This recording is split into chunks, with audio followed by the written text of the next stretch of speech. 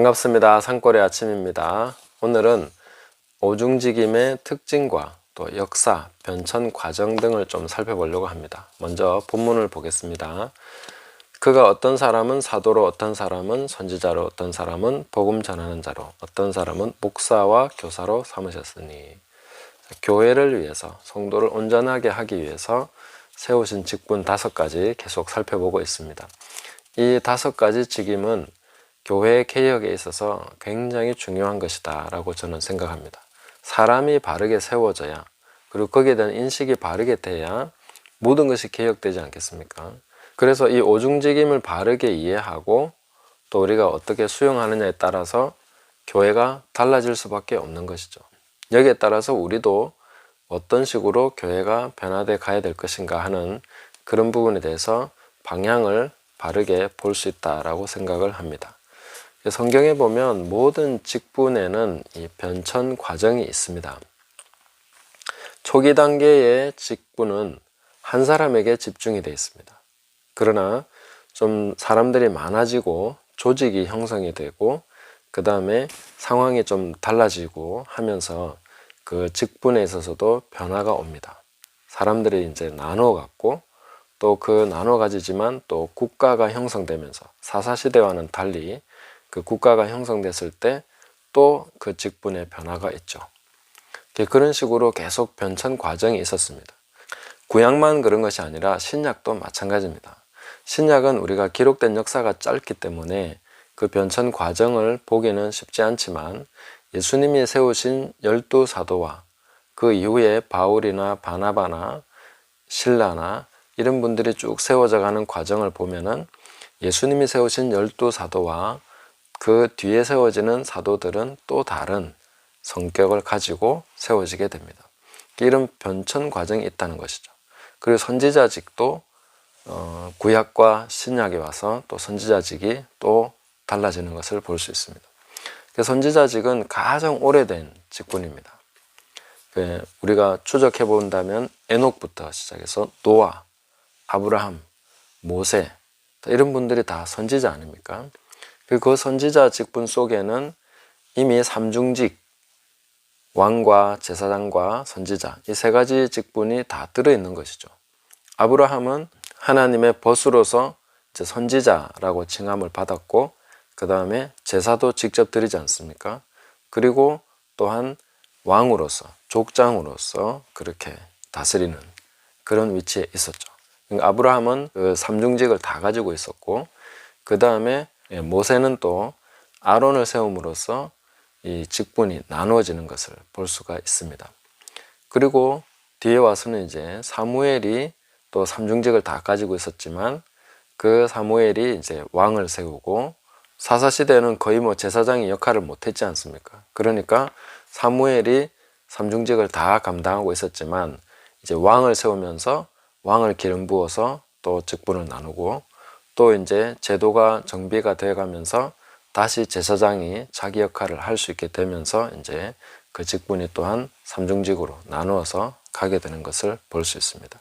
그리고 왕국이 형성된 다음에 제사장의 역할과 그 이전의 역할은 또 다른 것이죠. 그러니까 모든 직분은 다 변천 과정을 겪어가면서 그렇게 발전이 되기도 하고 또 어떤 조직의 변화에 맞춰서 그런 식으로 역할의 변화가 왔다 하는 것을 우리가 볼 수 있겠다 하는 것입니다. 그리고 우리가 오중직임에 대해서 생각할 때는 이 하나님 나라의 관점에서 예수님께서 12제자를 세우신 것은 그 하나님 나라의 새로운 출발을 의미하는 것이죠. 그리고 예수님이 땅에 계시는 동안에는 12사도를 세우셨지만 이제 승천하신 이후에는 5가지 직분을 세우셔서 교회를 온전케 하고 그렇게 세우도록 하셨다 하는 것을 알 수가 있습니다. 이것은 구약의 삼중직을 그대로 풀어서 신약의 교회에 맞게 주님께서 세우시는 것이다 하는 것을 말씀드렸습니다. 왕, 제사장, 선지자보다는 상당히 비권위적이고 유기적인 그런 관계를 가지고 사역하도록 서로 상합하고 서로 돕고 서로 공급하고 이렇게 하도록 그렇게 세우신 것을 볼 수가 있습니다. 그래서 오중직임을 잘 이해하고 서로가 이렇게 세워가면 교회는 풍성해지고 또 개혁이라는 것은 자연스럽게 이루어지게 된다, 이렇게 볼 수 있는 것입니다. 첫 번째로 우리가 사도직을 한번 살펴보면은 이 예수님의 12사도는 특별한 지위가 있습니다. 사도 요한이 천국의 장면을 봤을 때 그 거룩한 성 새 예루살렘에 12진주문이 있는데 거기에 12사도의 어린 양의 12사도의 이름이 있습니다. 이 사람들은 토대를 놓는 아주 중요한 역할을 했던 사도들인 거죠. 그런데 어떤 분들은 이제 이 예수님의 사도 외에는 사도가 없다라고 하면서 성경이 기록되면서 이제 그것이 완료가 됐다, 이런 식으로 이제 보시는 분들이 있는데, 우리가 사도가 성경을 기록하기 위해서 세워졌다라고 본다면은, 자, 그렇게 생각하고 신약 성경을 한번 살펴보면 어떻게 됩니까? 마태 사도가 맞죠. 마가 12사도가 아니잖아요. 그리고 누가 12사도에 들어가지 않는 분입니다. 요한 12사도에 들어갔죠.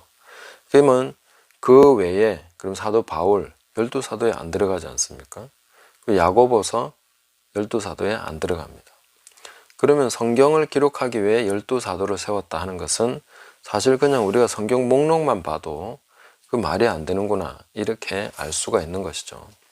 그리고 그 이후에 사도가 없었다라고 주장하는 분들이 꽤나 있는데, 그 이후에 사도는 계속해서 세워진 것을 알 수 있습니다. 사도직의 첫 출발은 안디옥 교회, 그러니까 사도행전 13장에서 세워집니다. 바울과 바나바가 사도로 세워지는 것이죠.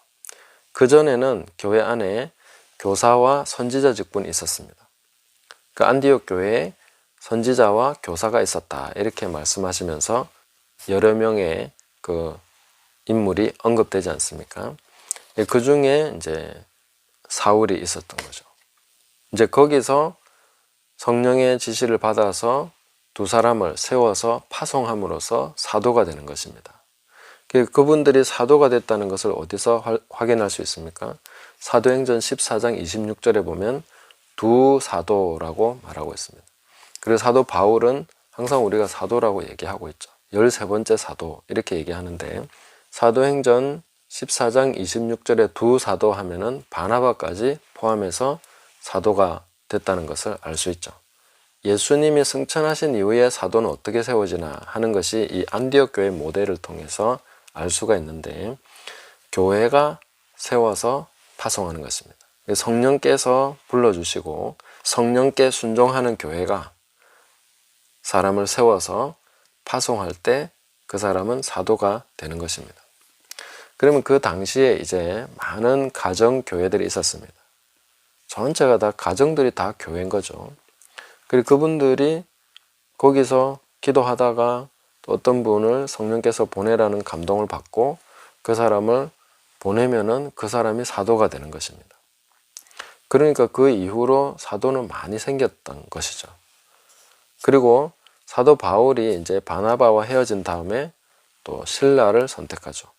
실라가 거기서 또한 교회의 전송을 받고 사도가 되는 것입니다. 이런 식으로 계속 사도가 세워졌다는 것을 알 수가 있다 하는 것입니다. 그리고 이 사도직의 가장 첫 번째 사도는 누구겠습니까? 예수님입니다. 제일 첫 번째 사도, 모퉁이 돌이 되시는 첫 번째 사도, 하나님이 직접 보내신 사도는 예수 그리스도입니다. 히브리서에서 우리 믿는 도리의 사도시다, 이렇게 분명하게 말씀해 주고 있습니다.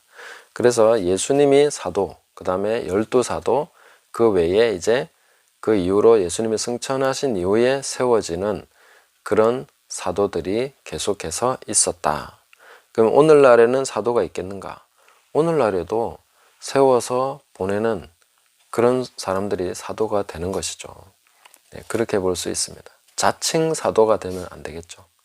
그럼 사도는 교회에서 검증되고, 교회에서 검증된 사람이 교회의 파송을 받아서 그렇게 사역을 시작하면 사도가 되는 것입니다. 그런데 오늘날 신사도 운동, 잘못된 부분들이 무엇입니까? 그 사람이 그냥 개인이 위에서 사도를 임명하거나 아니면 억지로 막 사도직으로 막 떠밀어 넣거나 사도의 네트워크를 만들어 가지고 교회를 어떤 자기의 휘하에 두려고 하는 이런 식의 사도 운동은 잘못된 것이죠. 네. 신약 시대 어떤 사도도 그런 것을 시도한 적이 없습니다. 교회를 자기 휘하에 두고 자기 지도를 받아라 이렇게 한 적이 없습니다. 네. 그것은 잘못된 것이죠. 그러나 그런 것 때문에 오늘날 사도가 없다라고 말하는 것은 또한 잘못인 것이죠. 이런 부분에서 우리가 균형을 잡고 계속해서 우리가 오늘날에도 사도가 세워지고 있다 하는 것을 깨달아야 되겠습니다. 오늘날의 사도는 어떤 사람들이 있을까? 오늘날에는 주로 이제 선교사가 사도직을 받는다 이렇게 볼 수 있겠죠. 교회의 파송을 받으니까. 그러나 이런 부분에 있어서도 극히 어떤 성령의 이끄심을 따라서 성령의 감동으로 세워진다기보다 이 제도를 통해서 또 선교사가 파송되고 이렇기 때문에 상당한 약점들이 있다 이렇게 볼 수가 있습니다. 그러나 초기에 제도가 아주 미비했던 그런 때에 보냄받았던 사람들, 아도니람 저드슨, 그 다음에 허드슨 테일러, 또 우리나라에 왔던 언더우드 이런 분들은 굉장히 그 사도로서 활약을 하신 분들이죠. 그러나 이후에 이제 제도권으로 계속 그 선교사가 파송되기 시작하면서는 많이 섞여 버리는 것이죠. 그러나 그 중에 성령께서 세우신 사람도 있고 그렇지 않은 사람도 있는 것이죠. 근데 대개는 영적인 원리가 그렇습니다. 성령께서 세운 사람을 성령이 세우지 않은 사람이 핍박을 합니다. 이스마엘이 이삭을 조롱하고 핍박하듯이 항상 그런 일은 지금도 일어나고 있습니다. 그게 뭐 원리니까 어쩔 수 없습니다. 그래서 우리가 제도를 통해서 뭔가를 세울 때 아주 주의해야 됩니다. 제도가 필요할 수 있지만 그 제도가 잘못된 사람을 세울 수도 있는 거기 때문에 정말 기도하면서 성령 안에서 이 제도가 활용된다면 굉장히 좋은 것이 될 수 있지만 잘못 사용되면은 이제 육으로 난 사람이 성령으로 난 사람을 핍박하게 되는 이런 결과가 오게 되는 거죠. 목사도 마찬가지입니다. 제도로서 목사가 세워지기 때문에 하나님이 세우지 않는 사람들도 당연히 세워줄 수 있게 되죠. 제도가 있으니까. 그리고 그렇게 세워진 사람이 성령으로 진짜 목회하는 사람을 핍박할 수 있는 것이죠. 그런 식으로 계속 일이 일어나고 있습니다. 자, 그럼 오늘날의 사도는 제가 쭉 대충 이렇게 봤을 때 미국의 척 스미스 목사님, 영국의 스미스 위글스워스, 그 다음에 존 웨슬리 이런 분들이 사도라고 볼 수 있습니다. 그리고 YM을 세운 로렌 커닝햄이나 이런 분들은 사도가 아닐까 이렇게 생각해 봅니다. 그리고 이 직임이라는 것은 딱 하나만 받는 것이 아니라 충성되게 할 때에 또 다른 직임을 받을 수 있습니다. 제가 앞전에 말씀드린 그 안디옥 교회에서 바나바와 사울을 세웠는데 그전에는 교사였죠. 교사로서 사역을 하다가 이제 사도로 직분을 받았으니까 이제 교사와 사도 직분이 두 가지가 된 것이죠. 그런 식으로 볼 수 있습니다. 이 사도직은 어떤 한 분야를 개척하는 그런 역할을 합니다.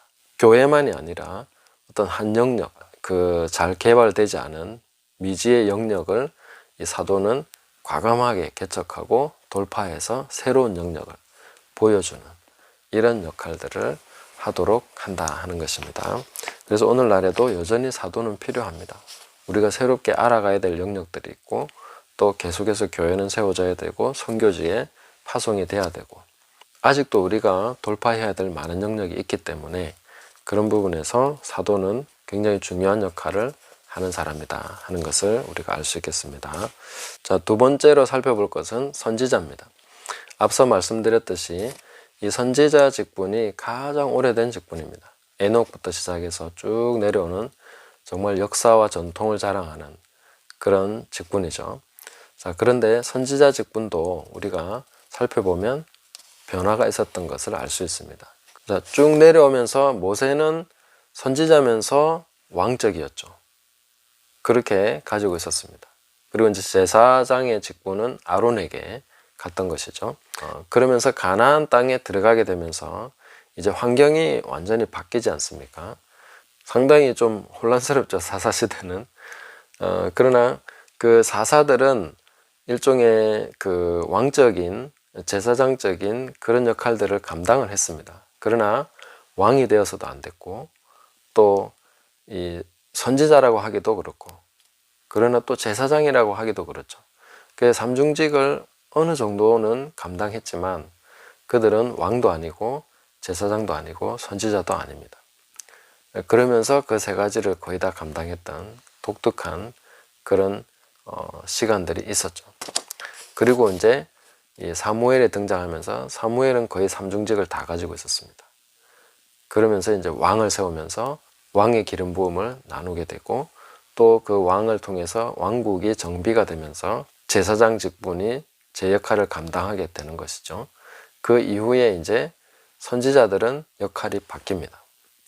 그전에는 거의 통치하고 가르치고 이런 역할이 많았는데, 왕이 세워진 다음부터는, 그리고 제사장 제도가 잘 정비가 된 다음부터는 선지자는 이제 그 왕의 그런 부분, 부족한 부분들을, 제사장들의 부족한 부분들을 메꾸는 부분들을 하게 됩니다. 그래서 직접적인 하나님의 그 메시지를 받아서 전달하고 교정하는 역할을 하게 되는 것이죠. 그러니까 왕과 제사장이 제 역할을 잘 감당하면서 나가게 되면 선지자는 역할이 상대적으로 줄어듭니다. 그런데 왕이나 제사장이 엉망으로 해버리면 선지자 역할이 커지면서 선지자의 메시지가 계속해서 선포가 되게 되는 것이죠. 이렇게 하면서 이제 이 세 가지 직분이 서로 견제하기도 하고 또 서로 보완하기도 하면서 이렇게 함께 그 나라를 세워가도록 하셨다 하는 것이죠. 자, 그러면서 이제 이 선지자 직분이 신약으로 넘어오면서 없어졌다고 생각하는 분들이 있는데, 그건 아마 율법과 선지자는 요한까지다라고 말씀하신 그것 때문인 것 같은데, 그 율법과 선지자가 요한까지라는 것은 거기까지 성격이 구약적인 성격을 가지고 있었지만, 이제 선지자 직분이 신약으로 넘어오면서 또 다른 성격을 갖게 되는 것입니다. 그래서 이제 아가보 같은 사람은 그 교회의 어떤 준비, 그걸 위해서 천하가 크게 흉년될 것이다, 이런 예언을 하게 되는 것이죠. 교회를 향해서 준비하라는 것입니다. 그래서 이제 마게도니아 교회들은 그 예언을 듣고, 그럼 우리가 준비하자. 흉년이 들면은 힘든 사람들이 생기지 않겠느냐. 그렇게 해서 미리 준비하도록 도와주는 그런 메시지를 전한 것이죠. 그리고 사도 바울이 예루살렘으로 갈 때에 또 아가보가 나와서 자기 수족을 잡아매고 이띠 임자를 이렇게 결박해서 끌고 갈 것이다, 그런 것에 대해서 예언을 해줍니다. 그래서 선지자가 크게는 교회의 유익을 위해서, 어떤 준비를 위해서 교회를 각성시켜주고 준비시켜주는 이런 역할을 하게 됐고, 개인적으로 사역하는 분들을 또 그 앞날에 대해서 어느 정도 준비하고 대비할 수 있도록 그렇게 도와주는 역할을 하게 됐다 하는 것을 볼 수가 있습니다. 신약 성경에는 선지자가 기록한 책은 없지 않느냐라고 생각이 들지만, 그러나 제가 그 요한계시록을 볼 때에 사도 요한은 또 선지자적인 그런 면이 있다라고 생각합니다. 요한계시록은 선지자적인 특징을 굉장히 많이 가지고 있기 때문에 사도 요한은 사도면서 또한 선지자가 아니었겠나, 이렇게 생각을 해볼 수가 있겠습니다. 계시록을 통해서 보면 7 교회에 보내는 메시지들이 있죠. 그게 바로 다 선지자적인 메시지입니다. 오늘날 교회를 향해서 선지자들이 세워져서 전하는 메시지를 우리는 잘 들어야 되겠죠. 오늘날에도 선지자들이 분명히 자기 역할들을 감당하고 있습니다. 이번에 이제 트럼프 미국 이런 사태를 통해서 선지자들이 엄청나게 많이 그 메시지를 전하고 있죠.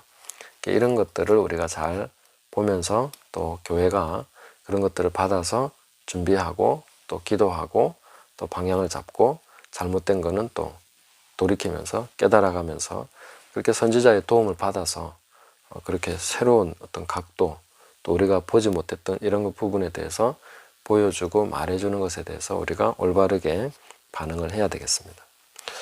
뭐 우리가 되게 알고 있는 선지자들을 보면 뭐 이 사람은 선지자다 하면 대부분 수긍할 거예요. 어떤 사람입니까? A.W. 토저 이런 사람은 뭐 선지자 직분을 인정하지 않는 사람들도 A.W. 토저를 선지자라고 합니다. 메시지가 선지자라고밖에 할 수 없는 그런 유의 메시지를 전하기 때문에. 그리고 데이빗 윌커슨이나 이런 분도 선지자적이라고 할 수 있겠죠. 케네스 해긴 목사님도 선지자에 속했습니다. 그리고 존 폴 잭슨 꽤 많이 있습니다. 존 로렌 샌포드나 이런 분도 마찬가지고 케빈 제다이도 선지자죠. 그러니까 선지자적인 직분을 가진 분이 쓰신 책을 보면 책이 막 체계적이고 잘 가르치는 그런 느낌이 들지 않습니다. 상당히 거칠죠. 그러면서 핵심적인 확 찌르는 그리고 뭔가 확 깨게 하는 이런 메시지가 대부분입니다. 그리고 하나님의 성품을 아주 신선한 각도에서 미처 우리가 성경을 보면서도 알지 못했던 그런 식으로 선지자는 하나님을 인식하고 있기 때문에 그 메시지 속에 이 선지자의 메시지는 하나님 성품을 아주 독특하게 보여주는 그런 면들이 있습니다. 이런 것들을 잘 우리가 볼 수 있겠죠. 그래서 선지자의 책은 누가 정리를 해주거나 이렇게 해주지 않으면 사실 읽기가 어려울 수도 있습니다. 근데 이제 선지자와 교사의 직분이 같이 있는 분들은 또 잘 이렇게 가르치면서 굉장히 또 깊이도 있고 예리하고 이렇게 이제 할 수도 있는 것이죠. 자, 오늘 시간이 좀 많이 돼서 2개만 하고 마쳐야 되겠습니다. 그래서 그 사도와 선지자에 대해서 살펴봤는데 제일 논란이 되는 것이 이 2가지 직분이죠. 사도와 선지자. 오늘날에 없다 하는 것은 사실 말이 안 된다. 성경에 보면 그것이 오늘날에도 분명히 존재할 수밖에 없다는 것을 충분히 입증할 수 있다고 봅니다. 그리고 제 영상을 쭉 보신 분들은 그렇구나. 충분히 수긍하겠다. 충분히 성경적으로 그것이 증명된다 하는 것을 인정하시리라고 생각합니다. 그래서 오늘날 사도와 선지자에 대해서 올바로 이해하고 또 앞으로 사도와 선지자로 부름받는 분들도 많이 나와줘야 되겠죠. 그래 이 아름답고 귀한 직분을 우리가 없다 하고 그냥 보지도 않고 가면 안 되겠죠. 교회를 위해서 세우신 것이니까 교회가 이 사도와 선지자에 대해서 잘 알고 받아들이면 얼마나 또 많은 유익을 얻을 수가 있겠습니까? 그리고 오늘날의 사도는 선지자는 변천 과정에 있어서 이제는 구약 시대에 또 혹은 신약 성경이 기록됐던 당시에와 같은 그런 권위를 가지고 사역하는 것이 아닙니다. 거기에서 상당한 오해가 있는 것 같습니다.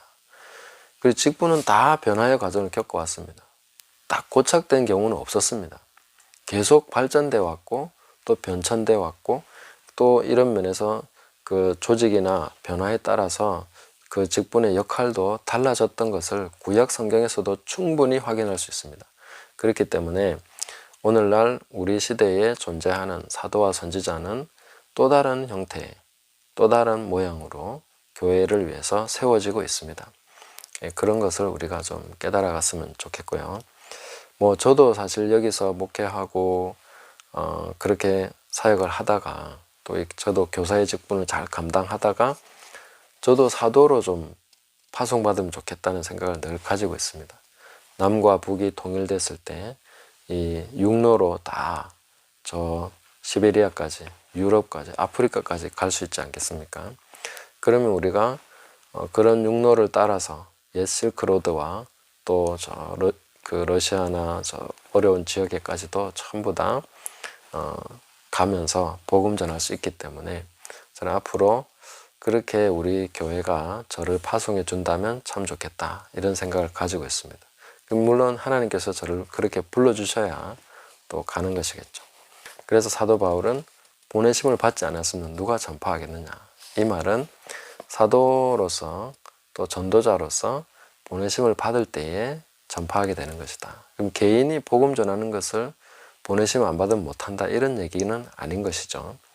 그래서 우리는 모두가 다 복음 전할 수 있고 또 일정 부분 다 그런 역할들을 감당할 수 있지만 직임으로 세워지는 것은 또 다른 것이기 때문에 이런 부분에서 사모하시면서 하나님께서 불러주시고 세워주시는 이 직분을 사모하시면서 더 말씀을 보시고 깨달아 가시면서 또 충성되게 감당해 가시다 보면 이렇게 아름답게 세워지고 쓰임받고 또 하나님 나라의 기둥 같은 아주 귀한 일꾼으로서 그렇게 쓰임받게 될 줄로 믿습니다. 감사합니다.